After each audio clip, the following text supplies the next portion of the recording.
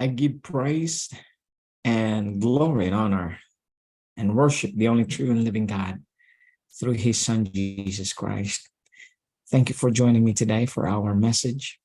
Before I share with you today's message, I would like to invite you all for a moment of prayer.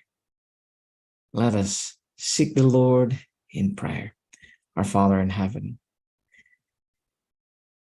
I give thanks and I'm very grateful for the grace you have given to us. Your grace is reminding us of your love, and your grace is directly given to us through your Son, Jesus Christ. Oh, Father in heaven, the only true and living God, accept this praise and worship and trust only through your Son's name, only through your Son, Jesus.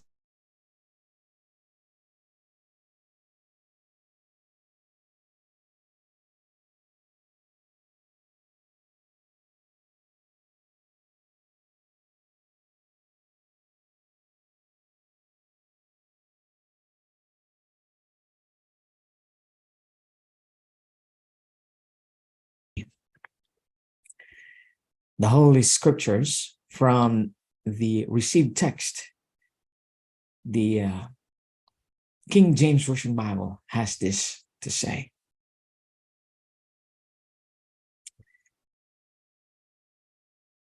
And Isaac loved Esau because he did eat of his venison, but Rebekah loved Jacob. And Jacob sowed pottage, and Esau came from the field, and he was faint. And Esau said to Jacob, "Feed me, I pray thee." With that same red pottage. For I am faint, therefore was his name called Edom. And Jacob said, "Sell me this day thy birthright." And Esau said, "Behold, I am at the point to die, and what profit shall this birthright do to me?" And Jacob said, "Swear to me this day." And he sware unto him, and he sold his birthright unto Jacob. Genesis 25, verses 28 to 33. Spirit Prophecy on G. White, the original book, 1870. I'm going to quote, we will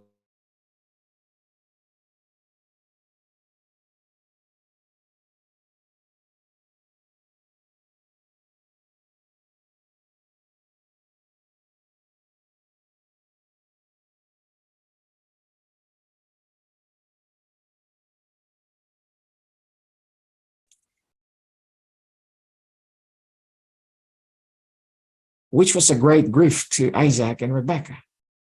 Notwithstanding this, Isaac loved Esau better than Jacob.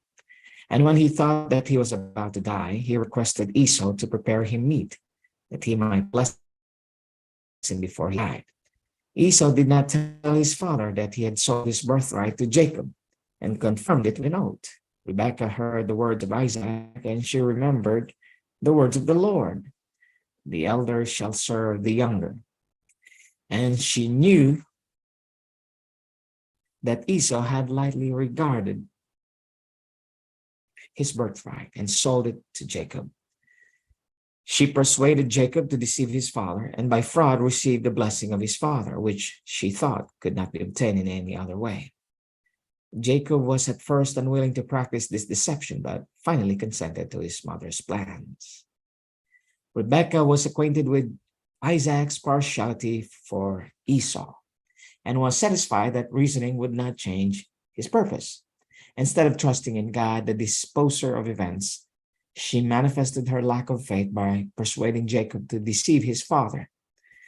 Jacob's course in this was not approbated by God. Rebekah and Jacob should have waited for God to bring about his own purposes in his own way and in his own time, instead of trying to bring about the foretold events by the aid of deception. If Esau had received the blessing of his father, which was bestowed upon the firstborn, his prosperity could have come from God alone. and he would have blessed him with prosperity, or brought upon him adversity, according to his course of action. If he should love and reverence God like righteous Abel, he would be accepted and blessed of God. If, like wicked Cain, he had no respect for God nor for his commandments, but followed his own corrupt course, he would not receive a blessing from God, but would be rejected of God, as was Cain. If Jacob's course should be righteous, if he should love and fear God, he would be blessed of God, and the prospering hand of God would be with him, even if he did not obtain the blessings and privileges generally bestowed upon the firstborn.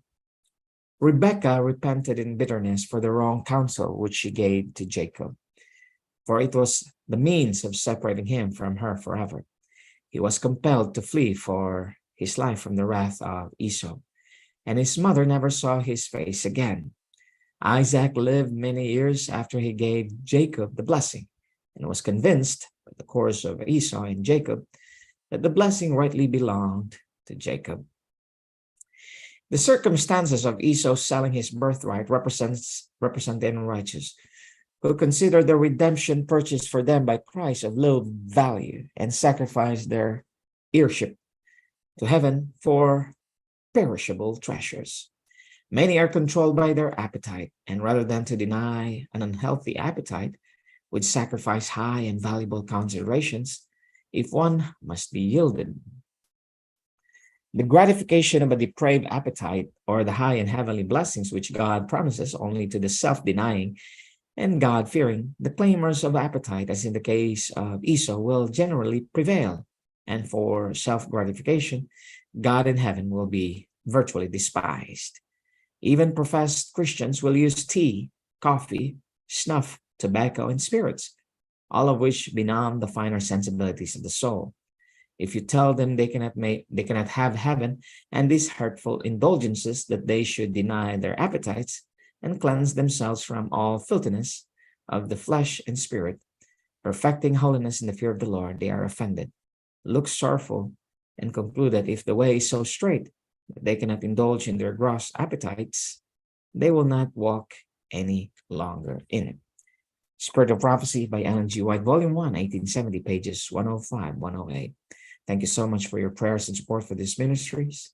May God our Father continue to bless you, and his Son continue to be gracious unto you, now and forevermore. I pray. Amen and amen.